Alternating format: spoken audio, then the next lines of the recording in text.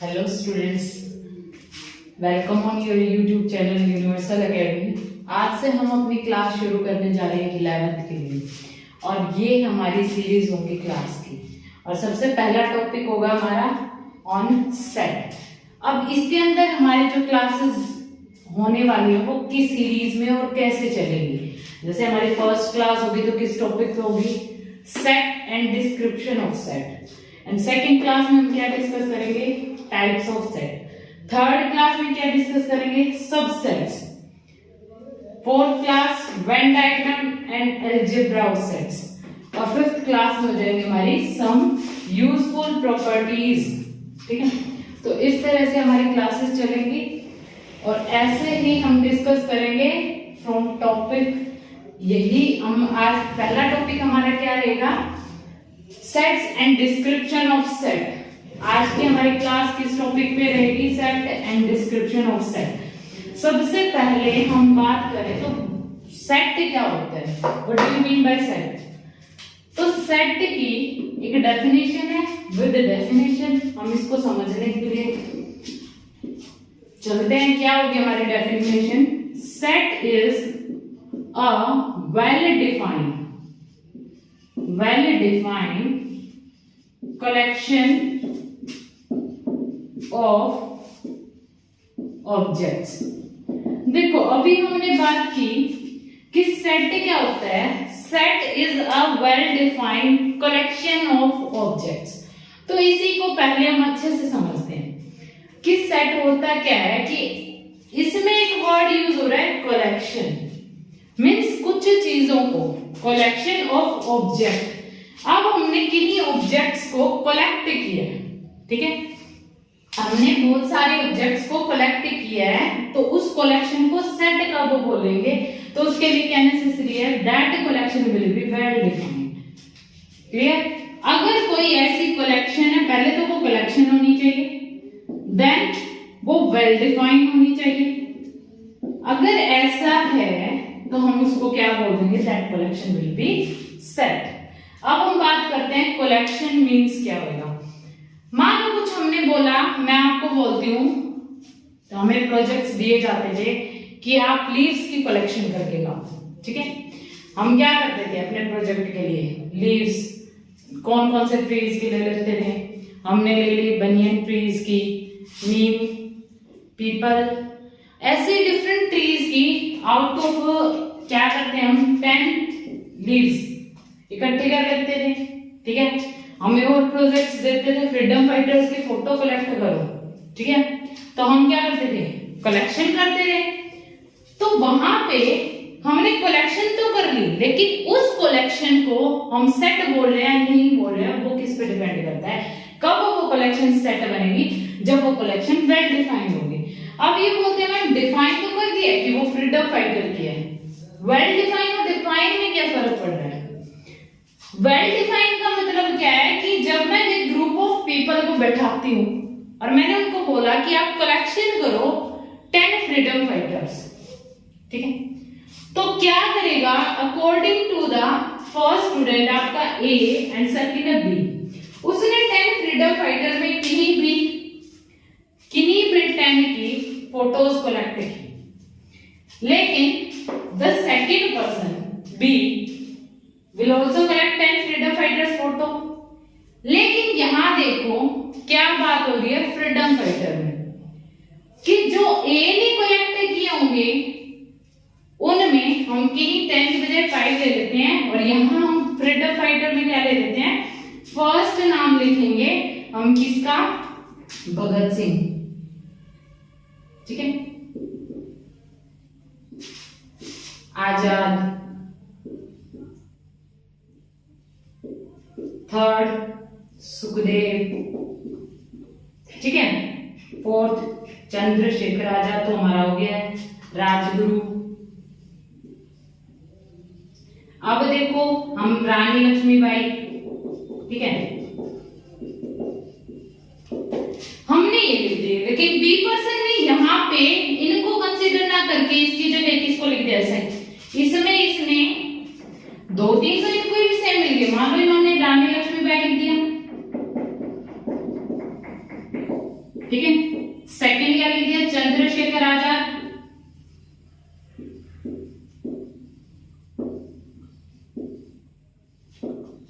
Third क्या लिख दिया, इन्होंने यहाँ तात्या टोपे का नाम लिख दिया, यहाँ नाना साहेब का नाम लिख दिया, यहाँ इन्होंने किसी अनदर पर्सन का नाम लिख दिया, ठीक है। लेकिन यहाँ इन्होंने एक भगत सिंह को और लिख दिया।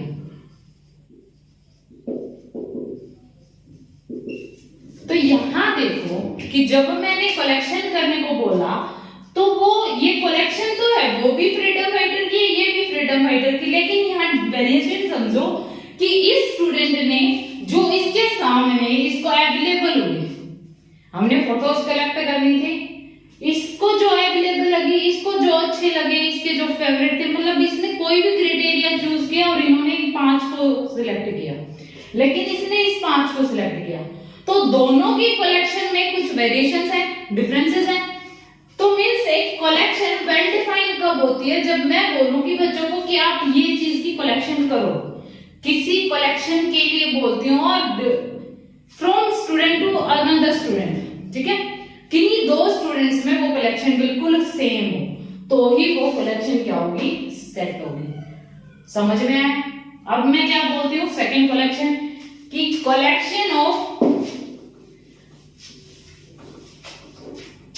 अब मैं बोल देती हूँ collection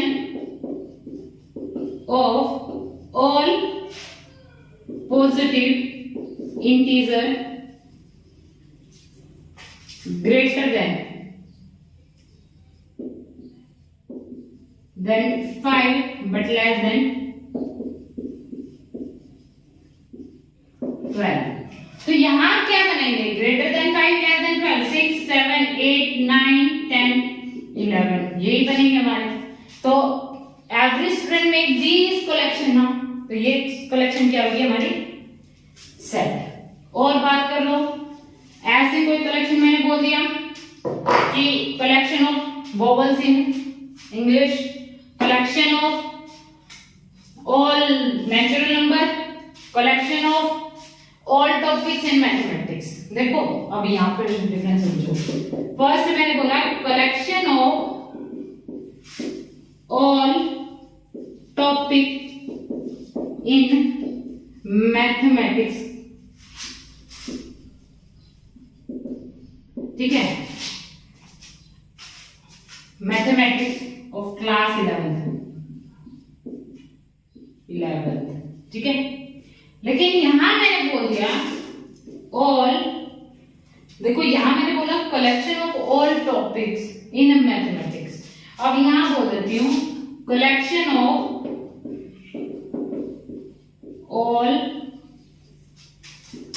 hard topic in maths, ठीक है। अब यहां देखो collection of all topic in mathematics, जब मैंने 11th के स्टूडेंट को बोला आपके मैथ्स में कौन कौन से टॉपिक आ रहे हैं, तो हर स्टूडेंट की नोटबुक पे सेम टॉपिक मिलेगी।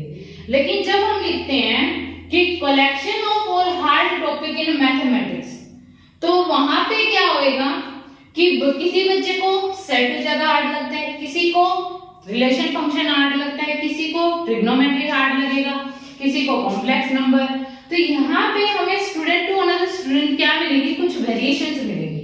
मींस वो कलेक्शन तो होएगी, उनके पास कलेक्शन तो होएगी, लेकिन वो कलेक्शन हमारी सेट नहीं बन सकती। रीजन, क्योंकि वो कलेक्शन क्या नहीं है, वेल डिफाइंड नहीं है। तो अब डेफिनेशन अगर क्लियर हो चुकी है कि कौन सी कलेक्शन हमारी क्या होगी, सेट होगी, जो सिर्फ वेल डिफाइंड होगी। अब मैंने बोल दिया collection of all family members, ठीक है। आप अपनी फैमिली मेंबर्स के लिखोगे, वो अपनी फैमिली मेंबर्स के नाम लिखेंगे, ठीक है, तो वहां पे भी आपकी डिफरेंस होगी। सेकंड में बोल देती हूँ कि collection of all students in your class, ठीक है। तो क्या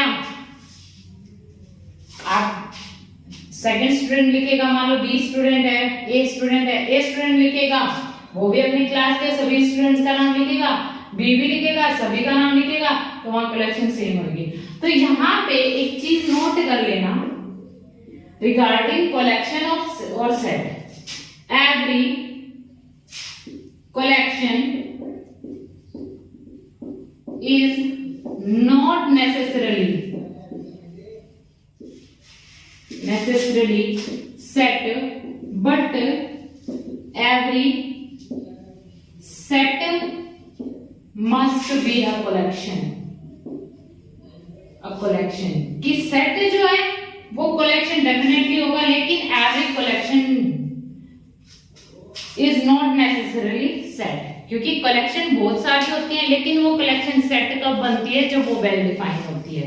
ठीक है, इसी के और एग्जांपल ले लेते हैं। हमने किया कि 3-4 एग्जांपल मैं आपको बोलती हूँ, उनको ट्राई करके देखना, उन पे आप यस नो करके देखना कौन सा सेट होगा कौन सा नहीं होगा।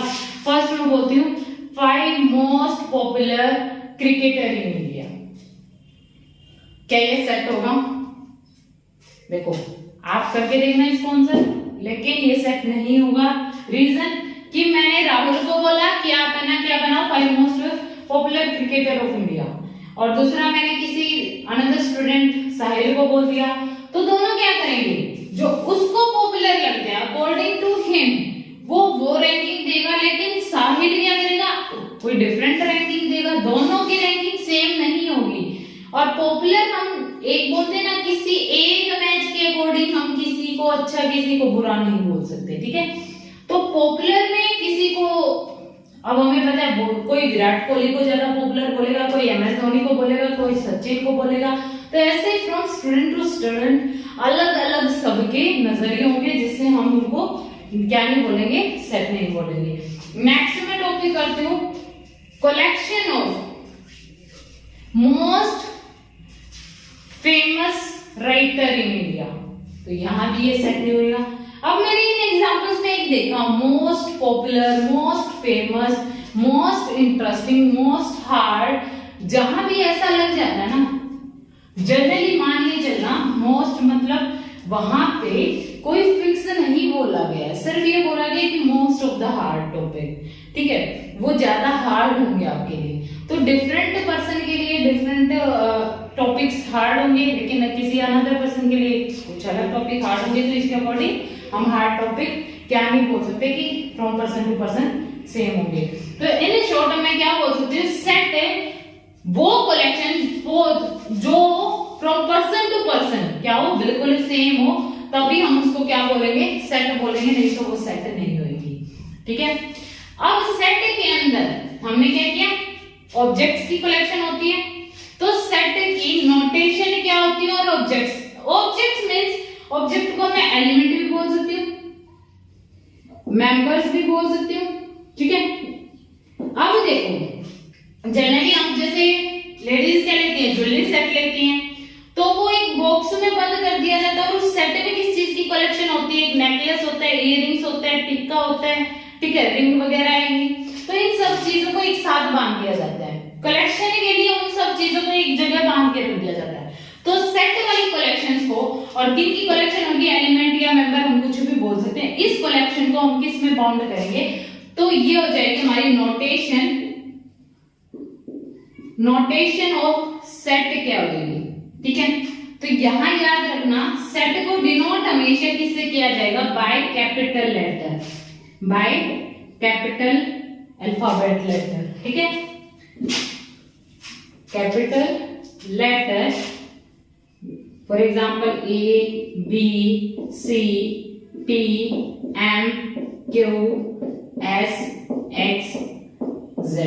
ऐसे सेट के नाम होंगे। ठीक है, फिर क्या किया कि ये तो उनको नाम देंगे, जैसे हमने किसी चीज को नाम देना है, कि हमने आगे ये लिख दिया कि ये P सेट होगा। अब सेट है, लेकिन इसके अंदर आगे उसको रखेंगे कैसे, रिप्रेजेंट कैसे करेंगे, रिप्रेजेंटेशन क्या होगी, कि ताकि आगे वाले को देखते ही ये पता चल जाए कि वो एक सेट है। तो याद रखना रिप्रेजेंटेशन ऑफ सेट क्या होती है, सबसे पहले हमने जो बोला वही करेंगे, कि सेट के लिए कैपिटल लेटर का यूज करेंगे, इज इक्वल टू, अब उसको बाउंड किस में किया जाता है, इन कर्ली ब्रैकेट, किसमें, कर्ली ब्रैकेट्स में। देन इसके अंदर हमने कलेक्शन जिस चीज की थी उनको क्या बोला, मेंबर्स। तो कर्ली ब्रैकेट के अंदर क्या रखेंगे हम, मेंबर्स को, यानी एलिमेंट्स को, with by using comma, by using comma. Let हमने एग्जांपल लिया X will be the set of all natural number less than 6. तो हमारा 1 2 3 4 5 ये क्या बन जाएगा सेट। ठीक है, अब देखो यहां पे हम क्या बोलेंगे, जो इन मेंबर्स को मैंने सेट को डिनोट किया तो सेट क्या लिया कैपिटल लेटर, अगर मैं स्मॉल लेटर कि x इज इक्वल टू 1 को क्या नाम दूंगी, ये मेंबर है ना, तो मेंबर को और बातों नहीं बोलेंगे 1 is a member, 1 member, 2 member, 3 member, 4 member, हम सिर्फ क्या दे देंगे, इनकी भी एक नोटेशन यूज करेंगे स्मॉल लेटर कि x डिनोट कर रहा है मेंबर्स ऑफ द सेट। ठीक है, मेंबर्स ऑफ सेट।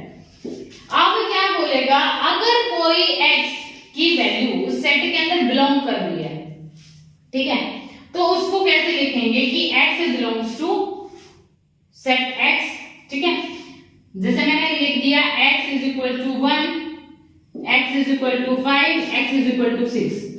अब मैं बोल रही हूं कि जो हमारा x की वैल्यू 6 है कि x belongs to set x होना चाहिए तभी सेट होएगा, तो क्या हमारा 6 बिलोंग्स टू x सेट होएगा? नहीं। देखो ये साइन हम यूज करेंगे बिलोंग्स टू के लिए, इसको बोलेंगे बिलोंग्स टू। और अगर हमारा जैसे 6 नॉट बिलोंग्स टू है ना, तो हम लिख देंगे डज नॉट बिलोंग्स टू, तो क्या लिख देंगे नॉट बिलोंग्स टू x। ठीक है, तो हम लिखेंगे कैसे, जैसे आपको बोल देंगे यहाँ पे ये फिल इन द ब्लैंक्स भरो, belongs to not belongs to डालो, तो यहाँ डालोगे बिलोंग्स टू, ये लिख दिया तो does not belongs to x ऐसे करोगे। ठीक है, अब यहाँ पे हमने ये चीज तो सीख लिया कि रिप्रेजेंटेशन क्या होती है। ठीक है, रिप्रेजेंटेशन सेट को कैसे रिप्रेजेंट किया जाता है, लेकिन one more things to note down is कि सेट के अंदर इंपॉर्टेंट नोट लिख लो, सेट के अंदर रिपीटेशन और फर्स्ट क्या होगी, repetition of element does not matter, not matter. ठीक है, रिपीटेशन मैटर नहीं करती। नेक्स्ट क्या हो जाएगा, फर्स्ट तो हमने लिख लिया कि repetition does not matter, next क्या होगा, order of element, order of element also doesn't matter। Clear? जैसे मैंने एक सेट लिख दिया 1 2 3 4 5 2 1, तो आप बोलते हैं कि इस सेट के अंदर, सेट ए के अंदर टोटल कितने एलिमेंट हैं, तो जब हम गिनेंगे तो 1 2 3 4 5, अब 2 ये 2 या ये 2 है तो एक ही ना, तो इनको एक ही बार गिनेंगे ना, 1 को दोबारा गिनेंगे ना 2 को, सिर्फ हमारे इसमें 5 एलिमेंट्स होंगे। मींस इसके अंदर repetition of element does not matter, matter नहीं करती। अब मैंने बोला कि कोई सेट क्या है, हमारा एक सेट है ए बी सी डी, और मैंने लिख दिया ये बी सी डी ए। अब ये और ये सेट में क्या है, वही एलिमेंट है लेकिन उनको हमने आगे पीछे बैठा दिया। ठीक है, मींस इस अगर सेट को मैं एक हाउस मान के चलूं, एक घर मान के चलूं, तो ये उसके मेंबर्स होंगे, मेंबर्स को आगे पीछे कर दिया है। ठीक है, उनका ऑर्डर चेंज किया हमने, मेंबर्स चेंज नहीं किए हैं। ठीक है, तो ऑर्डर डज नॉट मैटर कि वो किस ऑर्डर में है, जो एलिमेंट इसमें है वही इसमें है। ठीक है, तो ऑर्डर भी मैटर नहीं करता, और यहाँ पे repetition of element also does not matter. Clear? तो ये चीज याद रखना कि ऑर्डर भी कभी सेट में मैटर नहीं करेगा, और repetition of element also does not matter. क्यों नहीं मैटर करती रिपीटेशन? क्योंकि अगर हम 2 को 3 बार भी लिख दें, मान लो हमें सेट दे दिया, set B is a set of all letter of word follow। अब देखो यहाँ पे ये बोला, अब यहाँ मैं जब सेट बनाऊंगी, बी OL। अब ये क्यों हुआ? क्योंकि देखो F तो एक ही बार यूज हुआ है लेकिन O 2 बार यूज हुआ है। इसके अंदर हम each and every element with distinct, मतलब क्या होना चाहिए, हर एक एलिमेंट की डिस्टिंक्ट आइडेंटिटी, मतलब अपनी खुद की एक अलग होनी चाहिए। क्या मैं ये बोल सकती हूँ ये O जो यहाँ पे मैंने लिखा है, फर्स्ट तो हमने कॉमा छोड़ दिया, ये जो O हमने यहाँ लिखा है ये O ये वाला लिखा है या ये वाला? अब चाहे O लिखा है, O की आइडेंटिटी तो O ही रहती है, चाहे मैं उसको आगे यूज करूं, यूज 2 बार हो रहा है वर्ड में लेकिन उसकी सेपरेट आइडेंटिटी तो एक ही है ना, तो इसी इमेज को एक ही बार लिखा जाता है। क्लियर? इसके बाद नेक्स्ट टॉपिक हमारा डिस्क्रिप्शन ऑफ सेट। अब डिस्क्रिप्शन ऑफ सेट क्या होता है, मींस इसके अंदर आएगा क्या, डिस्क्रिप्शन, कि डिस्क्राइब कैसे करते हैं। देखो सेट को 2 तरीके से डिस्क्राइब किया जा सकता है। Set can be described in 2 veg.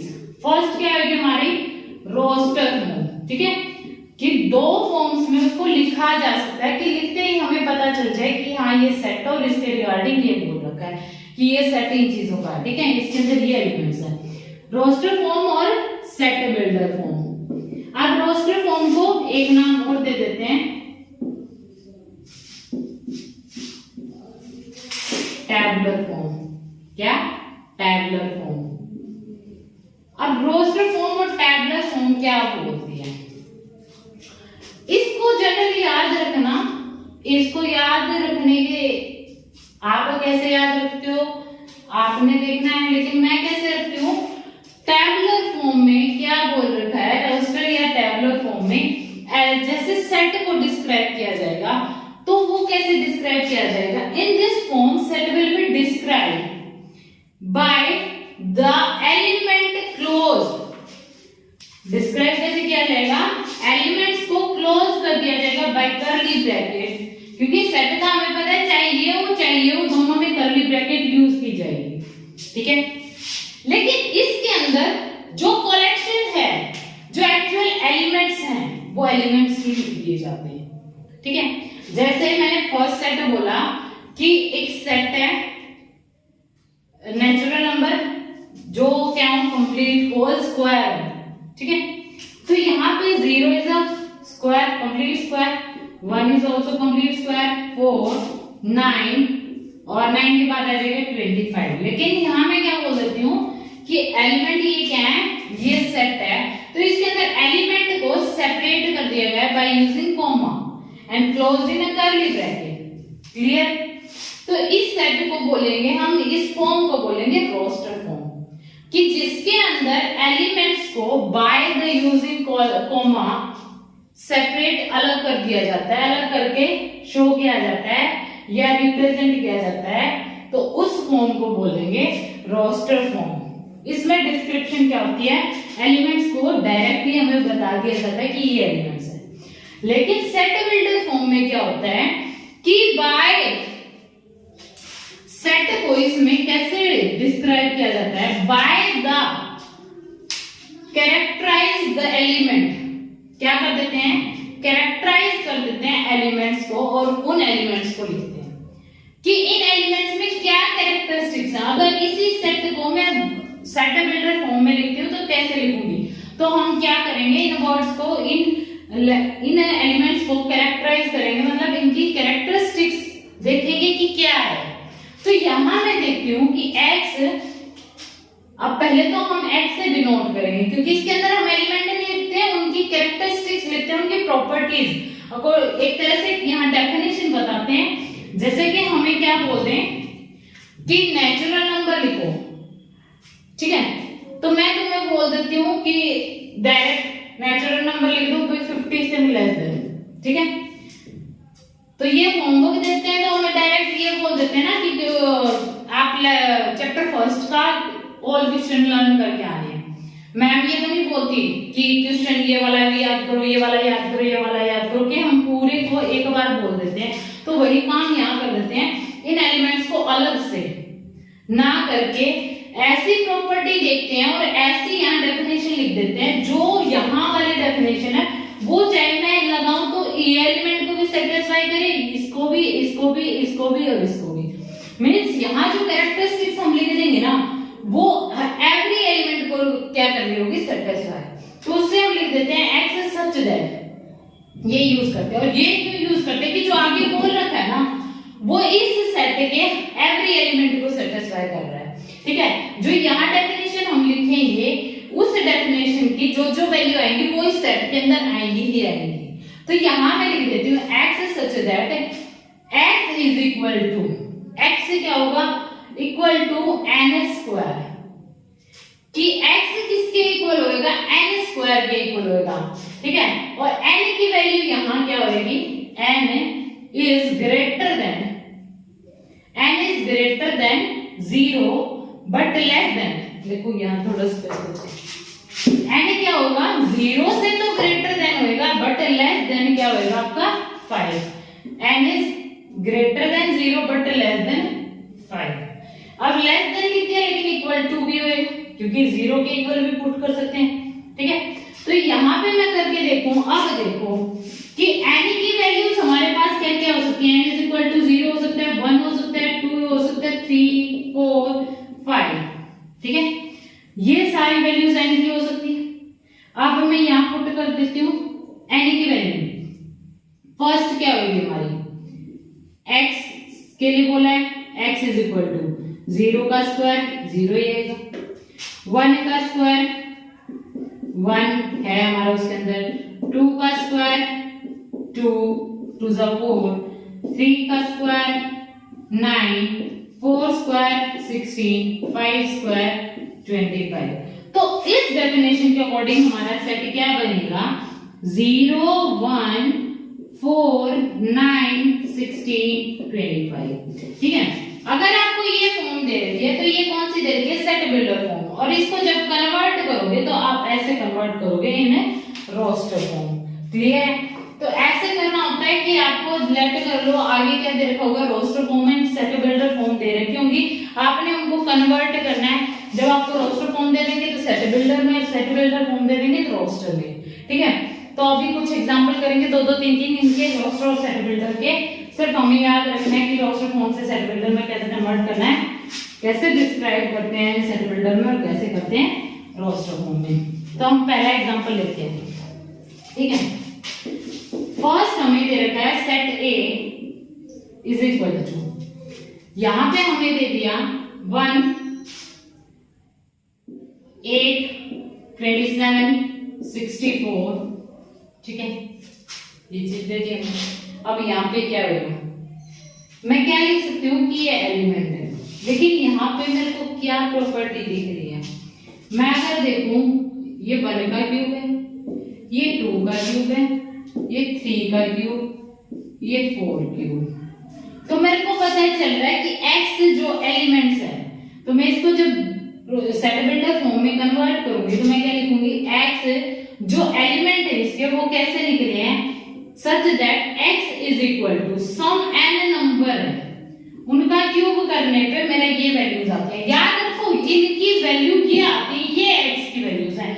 तो x कब आता है, किसी n का मैं क्या करती हूँ, cube, x is equal to something n cube है। लेकिन यहाँ देखो कि n की वैल्यू अगर मैं लिख देती हूँ n इज लेस देन 4, देखो यहाँ ये लिखना क्यों जरूरी है, इज ग्रेटर देन 0, ये चीज भी लिखना क्यों जरूरी है, और इस लेस देन के साथ इक्वल टू भी लिखना जरूरी है। देखो अगर मैं बोल देती हूँ सिर्फ n इज लेस देन 4 से लेस देन, तो हमारा 0 भी अंदर, क्या 0 की वैल्यू 0 का क्यूब है इसके अंदर, नहीं, क्या -1 का क्यूब है, नहीं। तो दिस इज द रीजन हमें अच्छे से डिफाइन करना होता है कि जो n है जिनकी क्यूब लेंगे, क्योंकि अगर हम इतना ही लिख के छोड़ देते, ये भी ना लिखते, तो क्या होता है, n तो हमें पता ही नहीं, 0 1 2 3 -1 4 5 6 कितनी भी वैल्यूज हो सकती है ना, n के रिगार्डिंग तो बोलना जरूरी है। या फिर यहाँ डायरेक्ट बोल दो n belongs to natural number, n क्या होंगे, नेचुरल नंबर, क्योंकि अब हमें पता है नेचुरल नंबर क्या हो जाएंगे, 1 से स्टार्ट होते हैं, लेकिन आप फिर 5 का भी तो रख सकते हैं, इसीलिए हम लिखेंगे n इज लेस देन 5 लिखें। अब जब मैंने ये लिख दिया कि n क्या होगा, 5 से लेस देन होगा, तो ये क्या होता है कि 5 के इक्वल नहीं होगा। या फिर मैं क्या लिख दी, n इज लेस देन 4 और इक्वल टू 4, कि 4 से लेस देन होएगा और इक्वल टू होएगा, ठीक है। तो ये वाली चीज हो जाएगी। अब देखो नेक्स्ट एग्जांपल हमारा क्या हो जाएगा,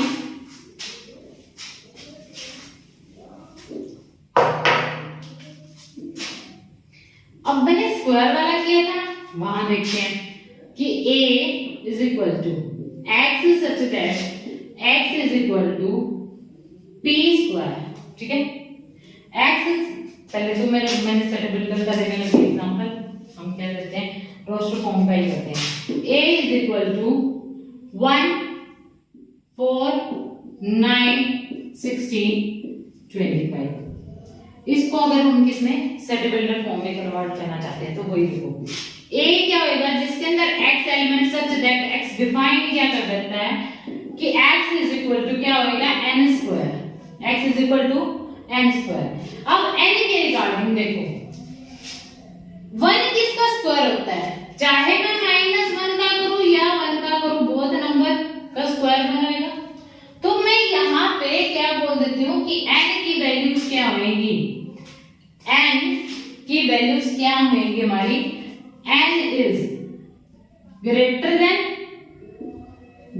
किसके होगा -5 के, ठीक है, और लेस देन किसके होगा 5 के। इक्वल टू भी लगेगा क्योंकि -5 का स्क्वायर 25, 5 का स्क्वायर 25, ये भी लगेगा ना हमारा, तो ये भी लिख सकते हैं। लेकिन ये चीज आपके लिए क्या है कि मैं यहाँ पे इसको मैंने जब स्क्वायर वाला आपको बताया है, इसको मैं डायरेक्ट ये लिख देती हूँ कि n क्या होगा हमारा लेस देन 5 और n बिलोंग्स टू नेचुरल, तो तब भी कोई फर्क नहीं पड़ रहा क्योंकि यहाँ हमें ये नहीं बोला गया है कि n के रिगार्डिंग मैंने कौन से n को सेटिस्फाई किया कि यहाँ पे मैं n की वैल्यू नेगेटिव वाली भी ले सकती हूँ, पॉजिटिव वाली भी ले सकती हूँ। लेकिन जो यहाँ पे बोल रखा है अगर यहाँ वाली वैल्यू मैंने ये लिख दी तो भी गलत नहीं होएगा कि n क्या होएगा ग्रेटर देन, तो n बड़ा तो किससे होएगा -5 से और छोटा किससे होगा 0 से। तो -5 -4 -3 -2 -1 क्या इनका स्क्वायर ये नहीं है। लेकिन आप इतने में कंफ्यूज क्यों हो रहे हो, हम डायरेक्ट भी तो लिख सकते हैं ये 1 का स्क्वायर है, 2 का स्क्वायर है, 3 का स्क्वायर है, 4 का स्क्वायर है, 5 का स्क्वायर है, ठीक है। तो डायरेक्ट आप ये लिख सकते हैं n belongs to natural number and n is less than 5। Clear है। आप और देखो कुछ एग्जांपल।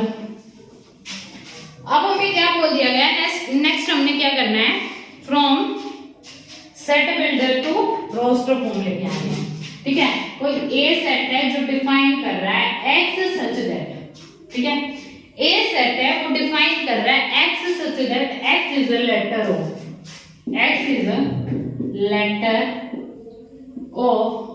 वर्ड,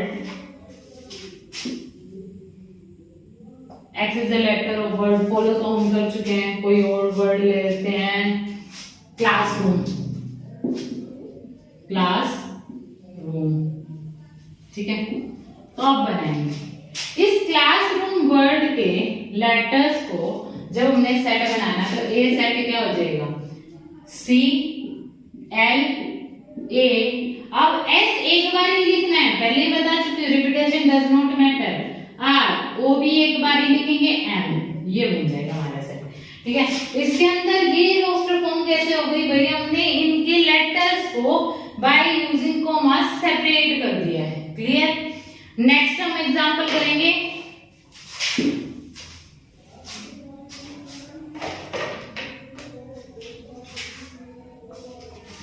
x such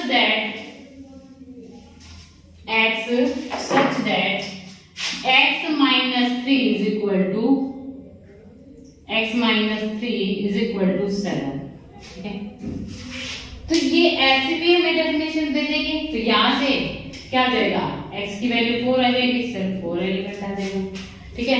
क्या देखें x square minus 25 is equal to 0, तो x square is equal to 25 under root both side x is equal to plus minus 5, तो यहाँ हमारा क्या रहेगा +5 और -5, ठीक है।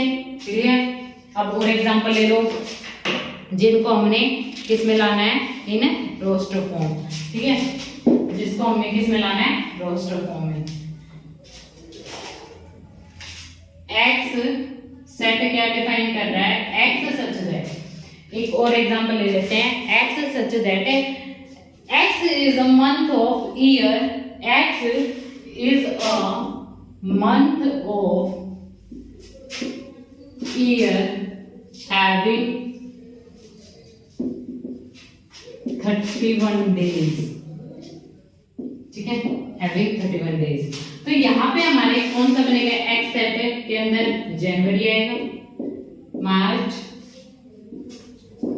मई, जुलाई, अगस्त, अक्टूबर, दिसंबर, ठीक है, ये आ जाएंगे हमारे, तो ये हो जाएगी हमारी रोस्टर फॉर्म।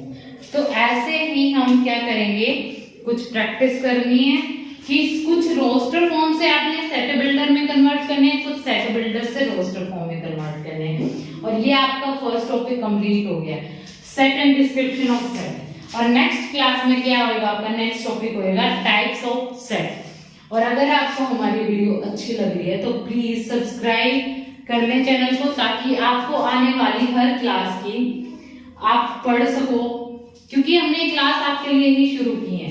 अगर आप सब्सक्राइब करते हो और लाइक जरूर करना, अगर आपको सच में क्लास पसंद आती है तो लाइक करें, ताकि मेरे को भी इंस्पिरेशन मिले, आपको पसंद आ रहा है, हमारा कंटेंट पसंद आ रहा है, पढ़ाने का तरीका पसंद आ रहा है, तो आप लाइक भी करें ताकि मेरे को मोटिवेशन मिले, मैं आपके आगे वीडियो बनाऊं, ठीक है। तो अब अगर और बेल आइकन जरूर प्रेस कर लें, ताकि आपको आने वाली हर वीडियो की नोटिफिकेशन मिलती रहे। और साथ साथ हमारे चैनल पे बेसिक मैथ्स की भी क्लासेस शुरू हो रखी हैं, बेसिक मैथ्स जो हमारा जनरल कॉम्पिटिटिव एग्जाम्स में यूज होता है, ठीक है, फ्रॉम बेसिक कॉन्सेप्ट से आपको बेसिक से समझाया जाएगा, ट्रिक तो होती है लेकिन साथ साथ में बेसिक कॉन्सेप्ट के साथ कराया जाएगा। तो please subscribe the channel and like the videos.